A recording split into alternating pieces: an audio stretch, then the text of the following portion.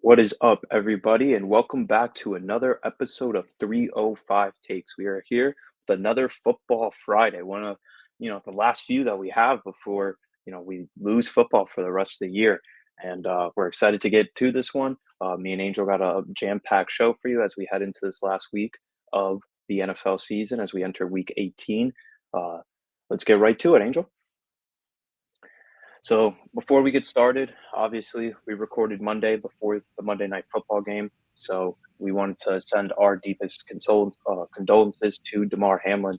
Scary, scary situation. Me and Angel, we're talking about it offline, and the last couple of days, just everything that had happened. But we have gotten some positive news from his family, from the hospital in Cincinnati where he's been.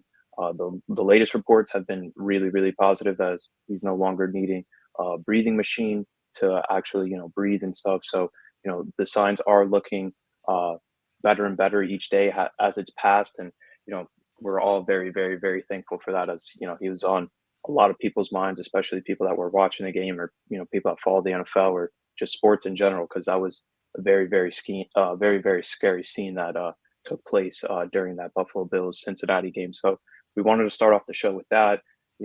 Big shout out to Damar Hamlin for pulling through and looking like everything is going to be all right with him as far as you know the status of what has happened since the Monday Night Football game. So that's where we wanted to start the show and just give an update because that was basically dominating the news stream, especially because we were coming off New Year's and that was the first game and such a anticipated game, that Monday Night Football game, and really it just kind of shocked everybody and you didn't know how to react or what to say because all we really got was when we watched the game on Monday was the reaction from the players, and that was probably the scariest thing of the whole thing because they kept coming back. Like they would go to commercial, come back, and it just seemed like the players' reaction were getting worse and worse. So I'm glad everything is all right with them.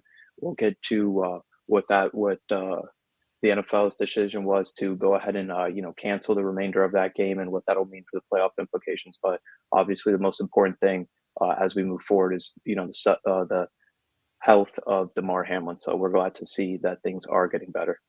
Yeah, no, it's awesome to see that. I mean, because how Miles said it, we talked off air, and once the game was going on, and Cincinnati just scored a touchdown, and I was keeping an eye on it, obviously, because I'm like, oh man, this is playoff seeding. Let's see where this goes. This is a very anticipated game, and it looked like from us talking before the game, we are like, hey, this could be the best Monday night game of the year because we have two great teams going at it. There's the one seed is on the line, and then Buffalo gets their field goal after Cincinnati scores their touchdown, and then kind of it happened, and it was such a monumental sight in the NFL because no one is. I've never seen anything like that. I've never seen a player go to physical cardiac arrest in the middle of the field. I've seen players get knocked out with concussions. I saw the Ryan Shazier accident. I saw the Antonio Brown incident. The list goes on of all the players I've seen.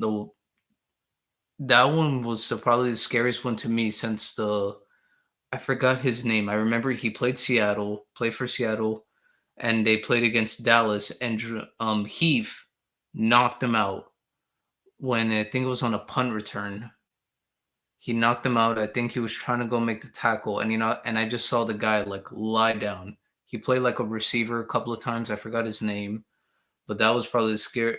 That was the scariest moment as a fan because I think what even brought the magnitude more, bro, this was on Monday night. Everyone was watching this. Ricardo Lockett. Ricardo Lockett, that's who it was. I just remember, for anyone that doesn't know, look up Ricardo Lockett hit, and you're gonna see what he was down to the ground. That was the scariest one in my eyes before.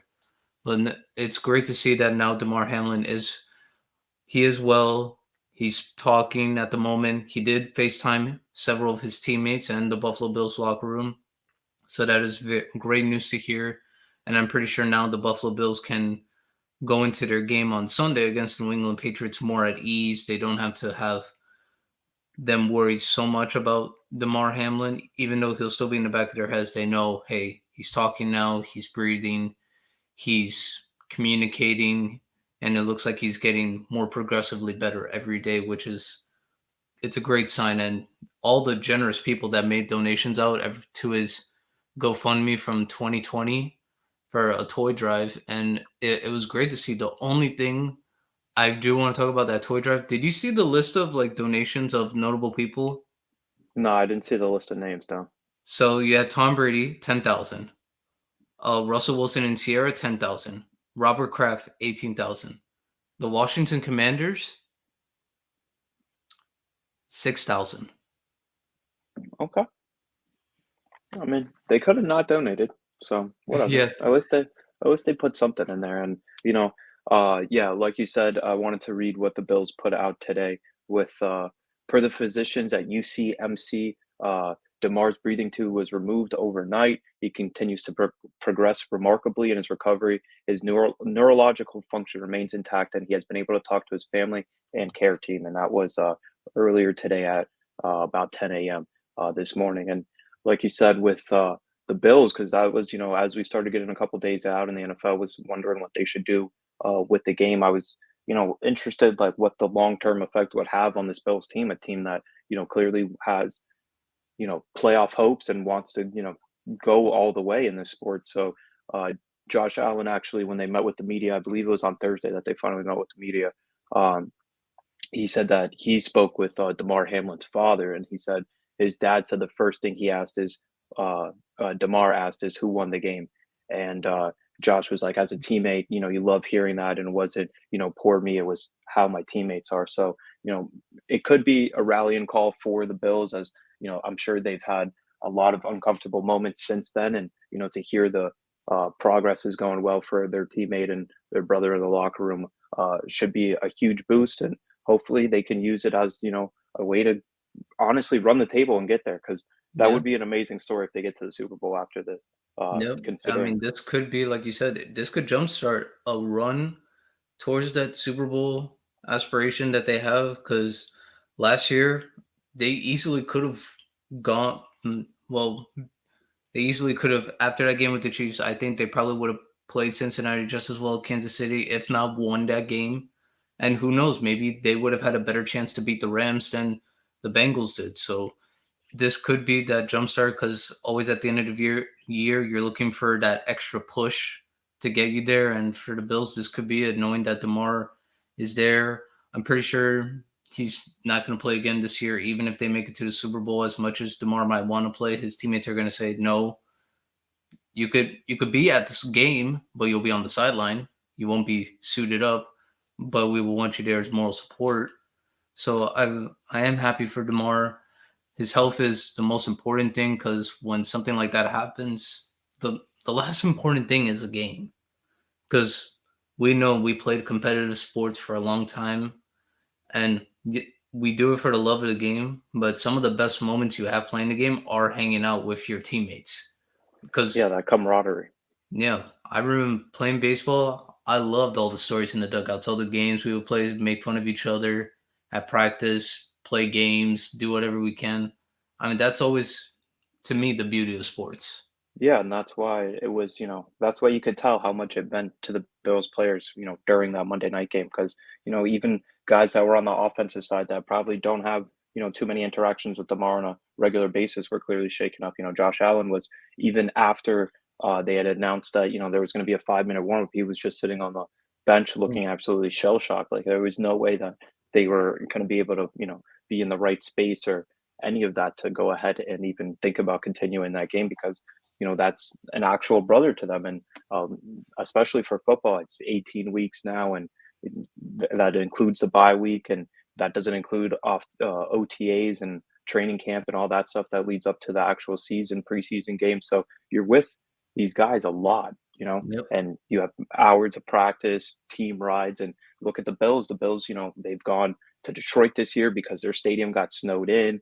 So there's been a lot that they've had to deal with as an organization. So I'm glad that Damar is improving. And honestly, even as a Dolphins fan, it did make me want to be like, all right, maybe the Bills are the team of destiny this year. Like I wouldn't mind the Bills, especially when you think about their kind of cursed history as going to the Super Bowl 3 years in a row and Yep. losing. I was okay. So this would Yeah. make this would be the cherry on top of this story. Outside of Demar, being able to be fully healthy, if they can rally around and win a championship after this would be pretty incredible. They very much could. They have the team to do it. The only thing now they would kind of have to get over that hump, and their hump the past couple of years have been the Kansas City Chiefs. But Yeah, I mean, we're gonna see because since now that game is officially canceled, the playoff yeah. seeding that's a whole different monster. Yeah, so shout out to Demar. Glad to hear everything's improving. Keep fighting, and we're gonna transition. It's gonna be a little bit of an awkward transition because we do have Demar on our minds, but we do have football games going into this weekend, the last week, week 18 of the NFL season, and right now we're gonna transition into our playoff implications that we've been doing the last couple of weeks. So let's run through it as things stand right now. So in the AFC side, we have the number one seed and would get the wild card bye depending on what ends up officially happening with the NFL with this Cincinnati Bengals and Buffalo game. But right now, we have Kansas City with a bye.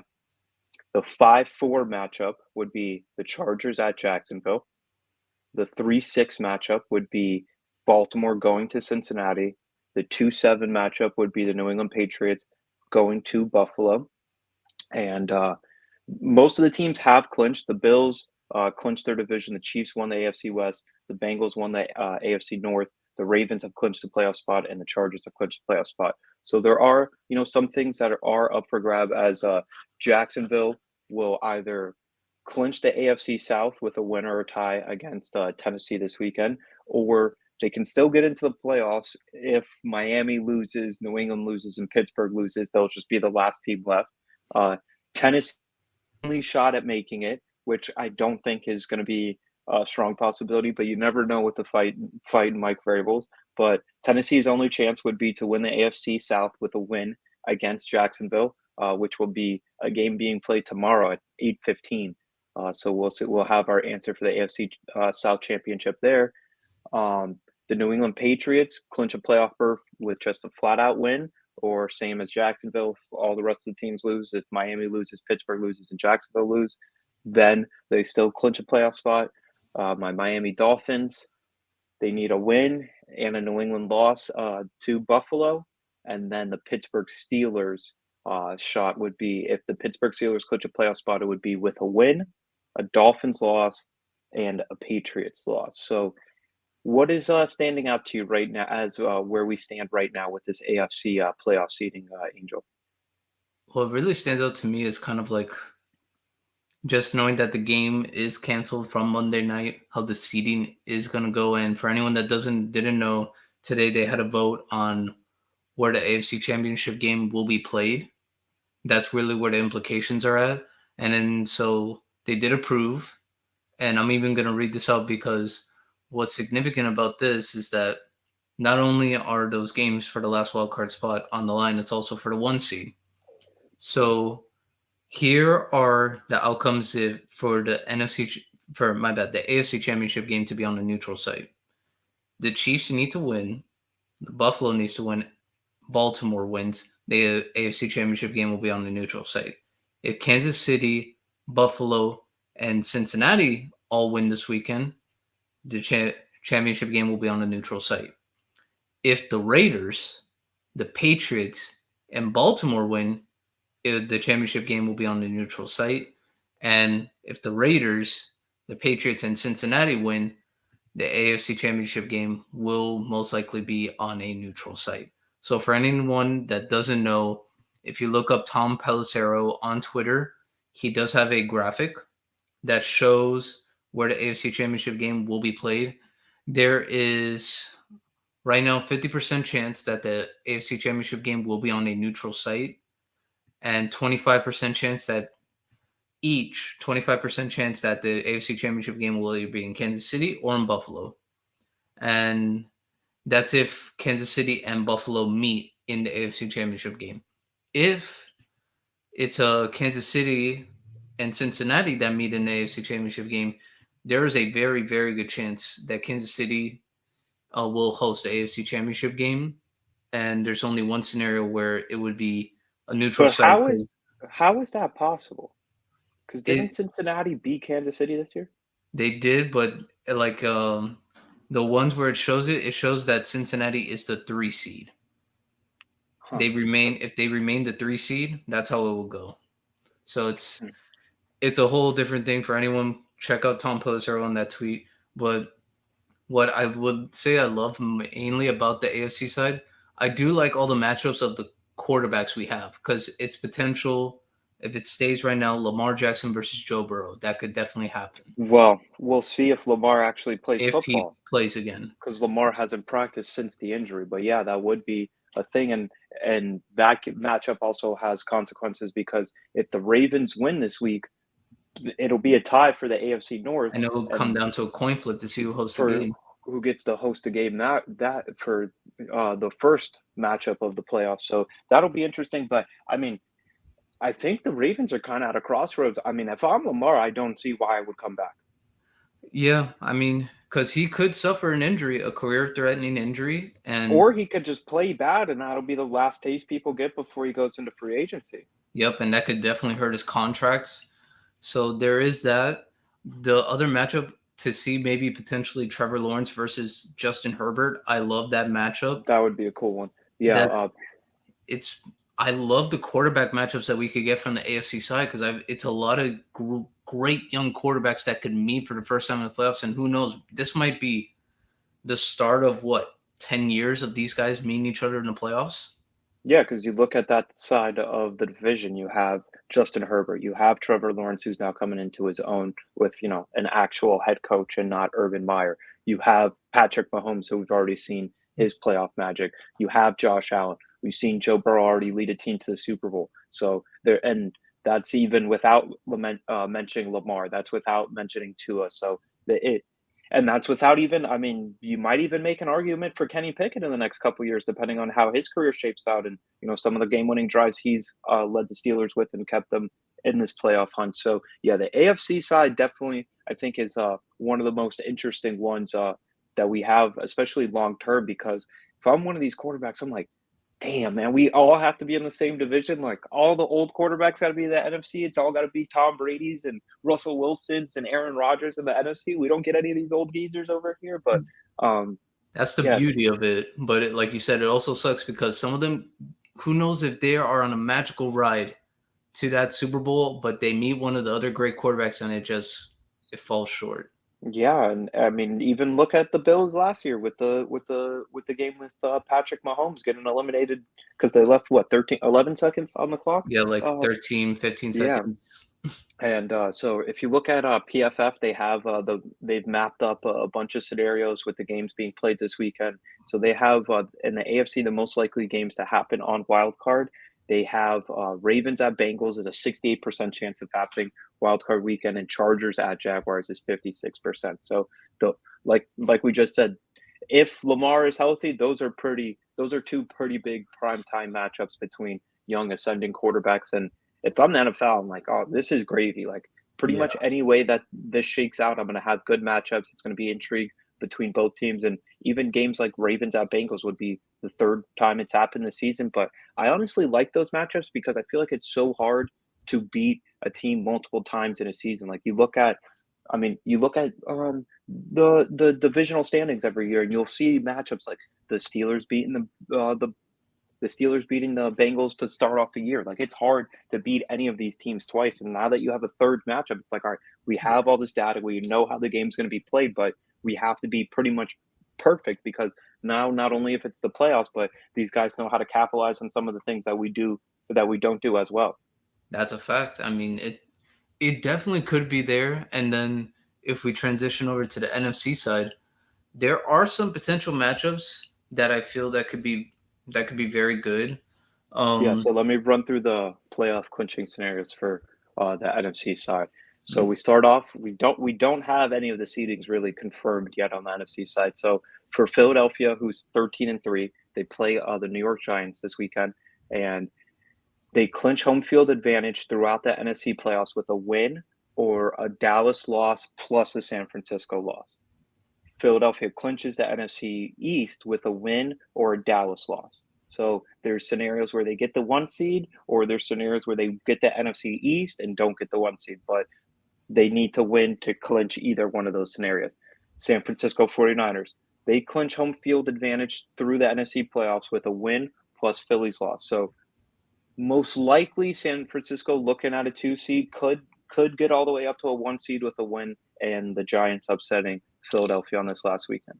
Then we have the Cowboys at 12-4, which this is the one that's going to have the most impact on seeding because the Cowboys could go as high as, I believe, number 2. I don't think they have a chance out unless San Francisco loses. Then Yeah, they could if get San Francisco loses and Philly loses, Dallas could yeah. be the 1 seed. Yeah, so Dallas clinches home field advantage throughout the NFC playoffs with win plus Philly loss plus San Francisco loss.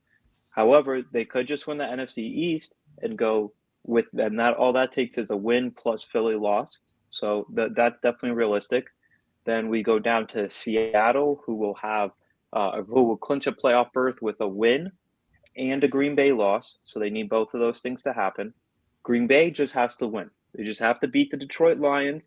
They just have to beat the Detroit Lions to clinch the playoff spot because we have 3 teams currently tied at 8-8 in the NFC side, which is Seattle, Green Bay, and this last team, the Detroit Lions, which Detroit, to clinch a playoff spot, would need a win and a Seattle loss. So if Seattle wins, because the Detroit Green Bay game will be the Sunday night game, and Yep. Seattle plays the Los Angeles Rams at 4:25 on Sunday. So if Seattle wins, all Detroit can do is play spoiler and try to keep Green Bay out. But if Seattle loses, then that game is for all the marbles. So that'll be an interesting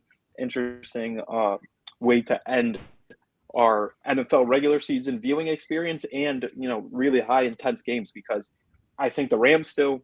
I mean, it's not like they have a draft pick to improve, so they still have stuff to play for. I don't think McVay and Pete Carroll necessarily like losing to each other, so that adds intrigue to that game. And then Green Bay already suffered a loss, and we were all wondering what the hell happened to Aaron Rodgers when they played at Detroit and he threw 3 interceptions. So Yeah. man, I would love for Man Campbell and the Detroit Lions to get into the playoffs. That I'm with you on that one. I would like to see the Lions in the playoffs, but man, I feel like Green Bay gets in. I just with the way the role that they are on as a team, it's hard to deny that they are not playing good football. Their defense is playing tremendous football. They're forcing turnovers. The offense hasn't committed any turnovers, which is very good. I think that's there. But like you said, I very much think Seattle could win their game against the Rams this weekend. And if that happens going into Sunday night, Detroit knows there's nothing for them. And the biggest thing, play spoiler. Make sure you're going to be the reason why Aaron Rodgers is not in the playoffs. I think that is a great way to end the season if for our Lions, for the Lions fan base. Obviously, Yeah, the best way would be at least be in the playoffs, but to play spoiler but I and mean, stop Roger from getting in there, I think that's a huge accomplishment. yeah, a divisional foe, and even if you win that game and beat them, that means you're above them in the divisional standings, and you finish with a winning record. Which, I mean, okay, these might be losers' laments, but we're talking about the Detroit Lions. This is a team that was Yep. 1-6 at one point in the season, 1-6.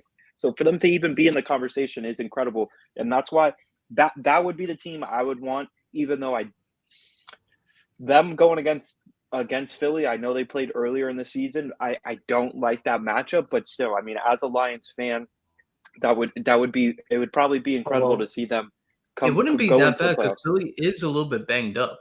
Well, I mean, I get that, but I still think even with Minshew that they're more talented, and I don't know who Detroit would be able to cover either AJ Brown or Devontae Smith with. But That's the the fact that hard we're even part. having the conversation, I think, is credit to how they've kind of approached their rebuild, trading their franchise quarterback, still sticking it out with Goff. Building through the draft, they've done a pretty good job at that. But I mean, if Green Bay makes it, is there a better story right now? No, because I mean, right now they would play the 49ers if the standings stay the way they are. I don't like that matchup for Green Bay just because defensively, yes. Are they causing turnovers? Yes. But I think that's going to be very, very difficult against the 49ers because Kyle Shanahan has put Brock Purdy in a very, very good position to be successful, and he has done it so far.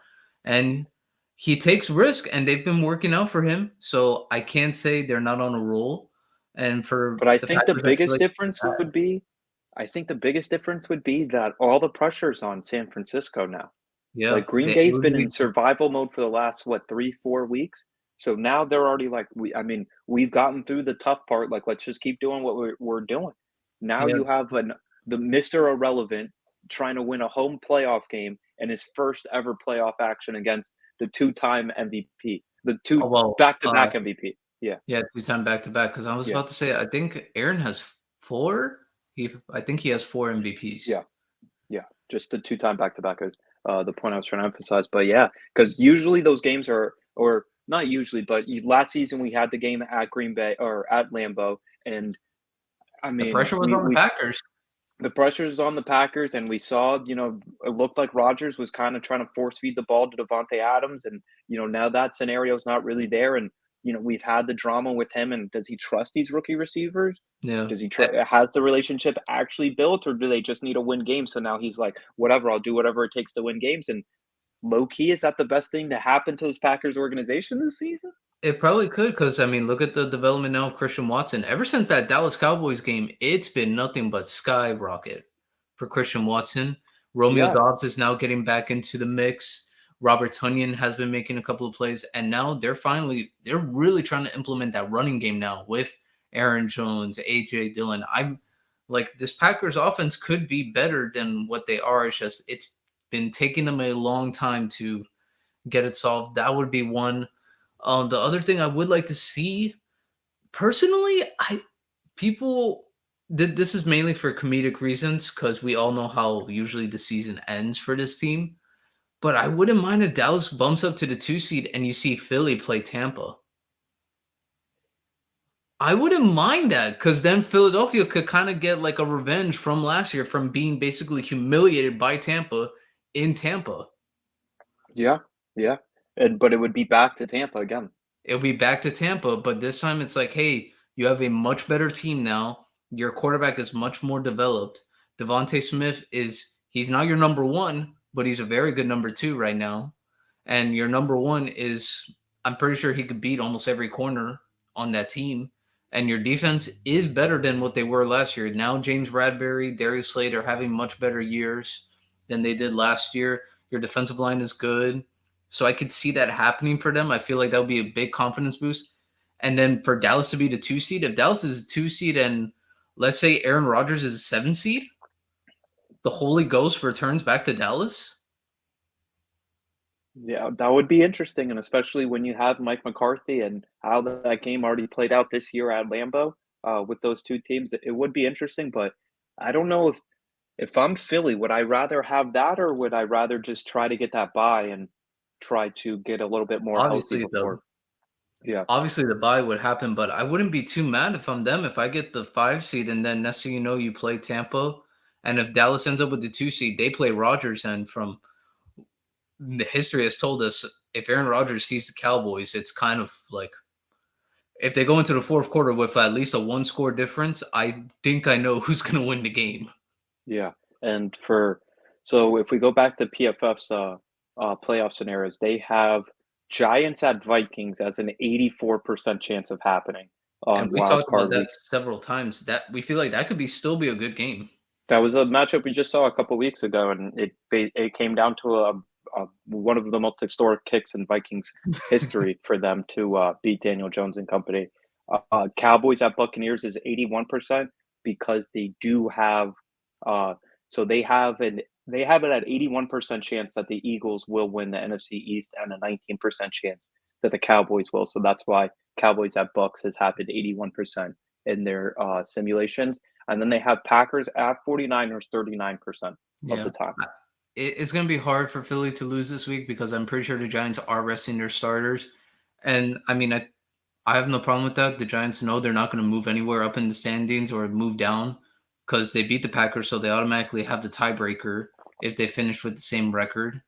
So they stay at the 6 seed. They don't move up to the 5 seed because they won't tie the Cowboys in wins, and they lost both games to the Cowboys. So I have no problem with the Giants resting their starters. It's like, hey, we know we got to get ready basically for the Vikings. But So do the Giants have in the back of their mind the Doug Peterson game that kept the Giants out of Mm, the playoffs and playoffs. put the Commanders in the playoffs? Do they go all out? I don't know because that was the Joe Judge era, so I mean, I don't know. I mean, how many players are on the Giants are still from that team? That's my only question. I mean, I feel like the quarterback and the running back. Yeah, I mean, it very much could, but I wouldn't know. I mean, now it's very different, but I am interested for the NFC side because I do feel like there are some solid matchups because the NFC is wide open. The NFC is I feel like almost any team in this conference can make it out and probably get to go on a run for the Super Bowl. I mean, if you had to ask, I mean, we'll make predictions at the beginning of the playoffs to see who we have going in the Super Bowl. But right now, I mean, there's potential for some good matchups, and hopefully we can like get some good matchups. Because once the playoffs come, I just want to see like real good competitive football. I want to see the games come down to the wire instead of it being like a blowout for like some of the games that we've had during the regular season. Yeah, 100%. And yeah, just to your point about the NFC, like I personally think I mean, going into what, maybe a month ago, I thought the Eagles were probably the team that looked the best out of the NFC. And then, Yeah, Jalen Hurts goes down, Lane Johnson goes down. They've been dealing with injuries at the wrong time. So I think how confident I am about them going into the playoffs depends on really if they can get that first round bye and where their health stands after that. San Francisco, I think, is a really, really, really good football team. I want to know if Debo's going to play. I don't think that is make or break for them, but when it would you help can, if he's on the field.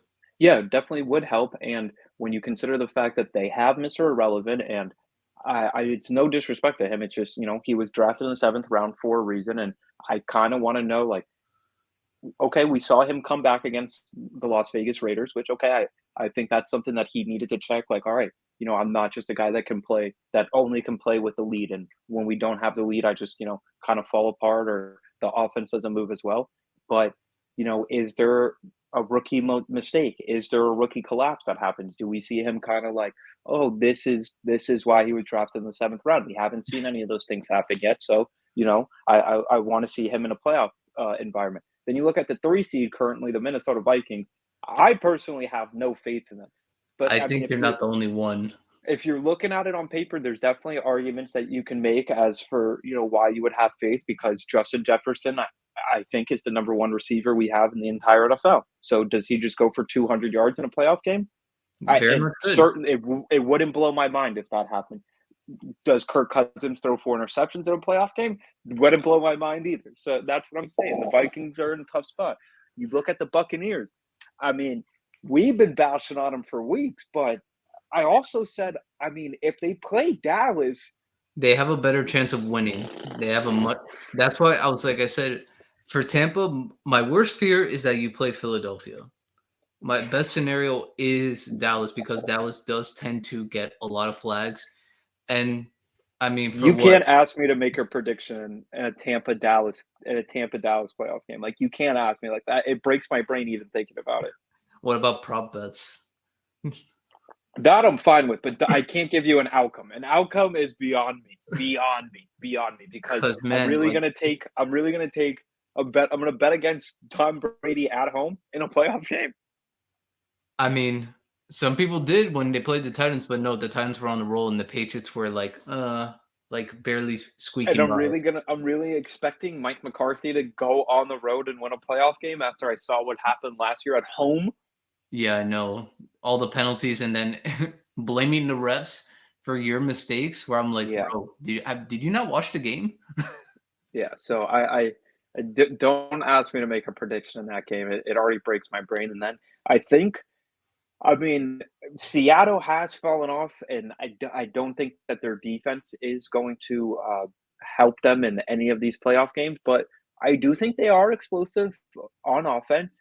It would surprise me if DK Metcalf and Tyler Lockett go for 100 yards and each in a playoff game, and they stay super competitive against Philadelphia, against the 49ers. Maybe the 49ers would be a little bit far stretch because I think the 49ers defense would be able to take care of the Seahawks, but I do think that the NFC side, there's cases to be made basically for all 7 teams that we just listed, and, even the Lions, I like the Lions. They're a competitive, tough team. They had, some bad losses. That Carolina loss was bad, but I think this is a fun NFC. We didn't even mention the Packers, who have been on a streak and have been fighting to save their season for, like, 3 weeks now, so, the NFC side is kinda all jumbled together. It does get a little bit weaker towards, the wild card because when you look at the AFC, you have, Baltimore that's 10-6 at the moment.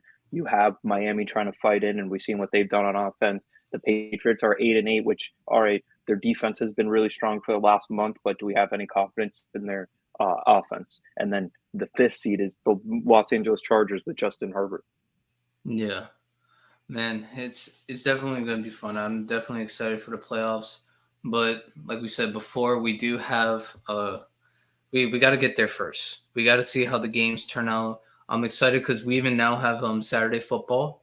We have Raiders Chiefs at 4 o'clock. That one I'm kind of excited for. I'm mainly excited for the 8 o'clock one. I would have been more excited if the starters for the Titans were playing, but I think it's They what will be. Joshua Yeah, it'll be Dobbs is Joshua starting. Dobbs. Yeah, it'll be Um, Dobbs, but Henry's listed in. Simmons is listed in. I saw another one of their pass rushers is listed in. Listen, I don't count out the Titans, one because of who their coach is, and two because I think they just have the best player on the field. I think Derrick Henry is going to be the best player on the field, I don't regardless know, of man. who's That on guy the field. Trevor Lawrence. I mean, he's pretty good. I don't know. He's pretty good. Yeah, I mean, I agree with that. I agree with that. But I mean, if Henry just goes off, I don't see who's stopping them. But It's it'll be definitely tough for him because it is going back to Josh Dobbs, and I didn't think he looked all that bad against Dallas, but they were in a tough situation there, and they just don't have the skill position players to really put any fear in your heart. It's if you're a defense, it's like, all right, we just have to shut down Derrick Henry, which easier said than done. But let's move on as we continue with our Football Friday here at 305 Takes. And before we do that, we wanted to give a shout out to our presenting sponsor, E2G Sports, as they take care of everything behind the scenes for us, helping us put together this broadcast. As you see, with me and Angel, we go live every Monday at 2:30 and every Friday at 3 o'clock. Head over to E2G Sports for all of your latest news, the NFL season, with the playoffs starting. They're very Northeast heavy, so I'm sure they do have some thoughts on the Red Sox finally keeping one of their own players in Rafael Devers. Any of the news that we don't cover here, head over to E2G Sports as they'll keep you guys in tune on the latest breaking news across several sports, whether it's NFL, MLB, NBA, etc. As we move on here, let's go on to our next topic, Angel. And I don't know if you want to cover specific games or if you want to just go over games that you are intrigued by this week. I'll give you like a list of games I'm intrigued by. Um, Definitely Dolphins Jets won for a couple of reasons. Um, well, maybe we'll talk about that later. There's that one, and I would say I am kind of like intrigued by that Buffalo New England game because I do think Buffalo now has that extra motivation, and it's going to be. Are they playing in Buffalo or in New England? Yeah, I believe in Buffalo. So now that makes like even more momentum for the Bills. So Yeah, it's in I'm Buffalo. I'm very curious to see how they go. And the other game, the last game I'm really intrigued by was like Titans Jags because basically the winner of that one does win the division. And the last one, this is just for comedic reasons, just because I know how much beef one person on the show has with someone. I want to watch the Arizona Cardinals versus 49ers because for anyone that doesn't know, man, the beef Miles has with Cliff Kingsbury is like at a million. And the only person that doesn't know there's a beef going on between him and Miles is Cliff Kingsbury.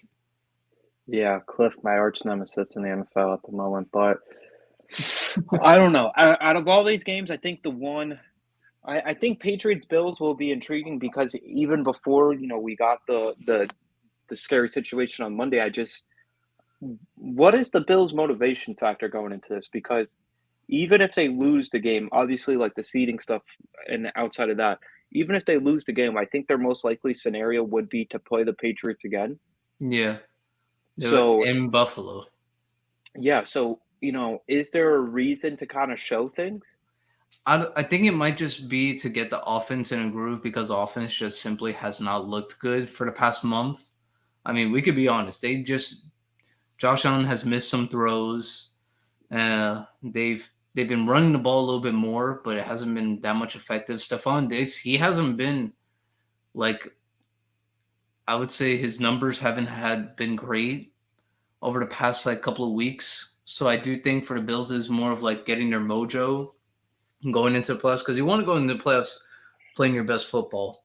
And I could even see that with the Buccaneers. They have nothing to play for this week, but they're playing their starters because they're like, hey, let's try to get into a rhythm. If you're playing good football going into the playoffs, I think that does help you tremendously going into that I first I round. I do agree with you, but, I mean, the Bills' last loss was week 10 against the Vikings on a game they should have won. So it's like, damn, is this team, like, just kinda coasting? And, like, when you look at it, it's like they scored 35 points against Chicago, which, alright, Chicago is They're a bad a team. dumpster fire of a season, and they traded a lot of their defensive players. They scored 32 in basically blizzard conditions against the Dolphins at home. 20 against the Jets, okay. Jets defense is kinda strong. Josh Allen's been dealing with something, we know that. 24 against the Patriots, can say the same thing. And I believe that was a Thursday night game. Then they had the 28-25 game on Thanksgiving against Detroit, and then 31 against Cleveland in a game that they were in Detroit playing that one as well as the game had to be moved because of weather. So, I, honestly, if I'm Buffalo, I think the biggest thing I'm worried about in this game is just staying healthy. However, I could see, like you said, because remember, my Miami Dolphins were in a similar situation last year with the Buffalo Bills and needing to win a game to go into the playoffs. And the Bills thought it was certainly a possibility. They thought that they could lose that game, and they actually started Josh Allen at quarterback. At wide receiver, they gave him the start instead of quarterback, so his win loss record wouldn't be impacted. And they went ahead and beat the absolute brakes off the Dolphins. And That was so bad. I could see that happening because I honestly think just at this point, this Bills team has the Patriots number, and it's kind of ironic because for all the years Tom Brady had the Bills number, and it seems like all right, the Bills figured out their own version of Tom Brady. I'm not saying that he is Tom Brady, but their own franchise quarterback where they're like, this is our guy, we don't have to worry about Yeah. anything. And he's like, all right, New England, you don't have a chance against us. Like going back from that playoff game last year to beating them on that Thursday night game this year, where the Patriots needed to put Marcus Jones at wide receiver to score a touchdown in the game. Um, I just think that the speed. I think the Patriots, when you look at it this season, they lost to Justin Fields and the Bears. I think they really struggle against quarterbacks that can actually move. And Yeah. I don't know. My only thing again would be what is the Bills' motivation factor. But again, when you consider the Hamlin situation, what happened on Monday, they could want to go out there and win this game for their brother and put Yeah. a real good taste in their mouth going into the playoffs too. It very much could. And who knows, maybe their starters played 3 quarters. And then if they're up by X amount of points, they'll put in the backups and see where it goes from there. But I do think that could be some of a game to watch. And then the other game to watch is kind of we talked about it a little bit before. Dolphins Jets. I'm curious to see what happens here because there is a rumor that was on Twitter by like a couple of fan accounts for the Dolphins, which I was very curious and I asked you was that if the Dolphins lose this game, Chris Greer and Mike McDaniels, the big names, would be fired. Whereas I could understand Greer.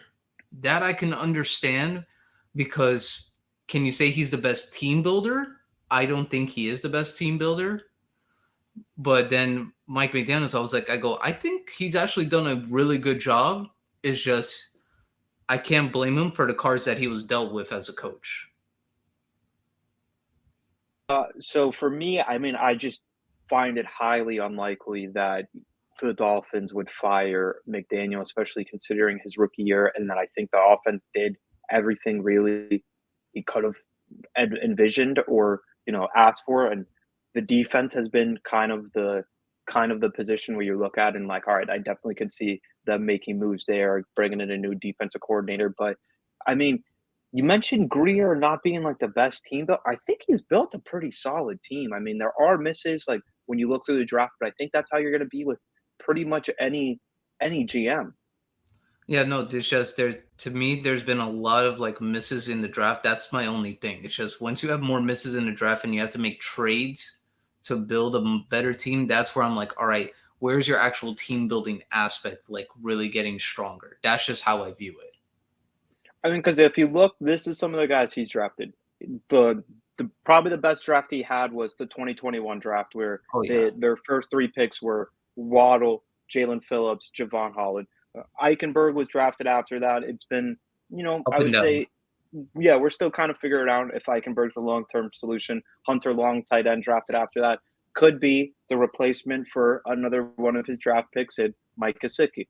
He also did draft Minka Fitzpatrick. Unfortunately, Minka asked for a trade. They traded him, and that turned into a future first round pick. But then when you look at what he did trading back for Waddle and still getting those picks, I think was a good move. When you look at the 2020 draft, you have Tua, and then you have two misses in Austin Jackson and Noah Igbinoghene. Those are two misses, both taken in the first round, I would say. Then Robert Hunt, I think, is a pretty solid guard. Raekwon Davis, not spectacular defensive tackle, but he's definitely in the mix for this Dolphins team. So and he also is responsible for drafting Xavier Howard, but he's also responsible for signing Byron Jones. And there's been some interesting comments coming from the Dolphins building about some players want to play through injuries, and some guys don't have any interest in that when asked about Byron Jones this week. But considering when you consider everything, I think Kader Kohu, who has stepped up and played a big role at outside quarterback with the Byron Jones injury, Nick Needham, who they drafted late in the draft, even this year trading for Bradley Chubb, I thought was a smart move, and signing him before you had to be, before he became a free agent, you had every team, fighting for his service. But I wouldn't be surprised if they moved on from GM. It's just like, are you really, do you know for sure that you're getting somebody better? And then it's like, all right, if you move on just from the GM, that kind of means your rookie head coach who I think did well on his side of the ball offensively, but you can say this was an inconsistent season with the stretches that they went on. You're gonna let him have that much Yeah. decision on who the next GM is gonna be? Yeah. So I mean, it's definitely a rumor because I'm like, all right, does like last year you were how you kind of said it on Monday's show. You were docked the first round pick because your owner was flirting with Sean Payton and Tom Brady. Like if to me, if he's going back to that where he is so confident that he's gonna get Sean Payton to be the Nets head coach and or maybe Tom Brady to be the quarterback, I would just say I don't feel like you're making the right move because I feel like Mike McDaniels has proved he is a good coach. You can question some of like maybe some of the play calling at times, but I think he's also taken that to the chin where Mike McDaniels has admitted, yeah, I made a mistake here, I've made it there. And I think that's good for a coach where a coach is like saying, hey, but also you wanted a coach that believes in Tua. Mike McDaniels believes in Tua. I don't know if Yeah. Sean Payton believes in Tua. That's going Well, to I be mean, my I don't think he did, because remember we had the quote from him saying Teddy Bridgewater might end up taking significant snaps away from Tua. And I think if he was legitimately interested in Tua, he would have just taken the job and forget the whole Brady aspect of it. yeah. And the other thing when considering Sean Payton is he's still under contract with the New Orleans Saints. He is And the just Saints retired they right won a now. first round pick for him. Yeah, so the Saints are going to want draft compensation for hiring their coach. And with them, they're in a similar situation where they don't have first round picks because they made a move to draft Chris Olave. Yeah, So so I'm you're going to be mortgaging even more of your future, and then you're replacing Mike McDaniel, who will be the second coach you fire, who I don't necessarily think will have such a hard time finding another job. So it's like, all right, you're letting go of somebody that I think will still be coveted in the open market, and yeah, even more to Chris Greer's point, like he made, I would say, two pretty damn good coaching hires in Brian yeah. Flores and Mike McDaniel. You Um, might point at aspects of how either one could be better, but It's not like they were It wasn't Nathaniel Hackett. Yeah, it wasn't Nathaniel Hackett. Brian Flores transformed that defense. The team played hard It for wasn't him. Matt Patricia. It wasn't You Matt know, it Patricia. wasn't Joe Judge. It wasn't. It was definitely not Joe Judge. And Mike McDaniel, he actually did show a lot of Tua's strengths. He played to Tua's strengths, and it really kind of displayed this year. Obviously, for Tua's concussion and injuries, that's not Mike McDaniel's fault. He had to deal with that as a coach, and it's like, all right, here's are the cards I'm dealt with. Here's what I'm going to try to do.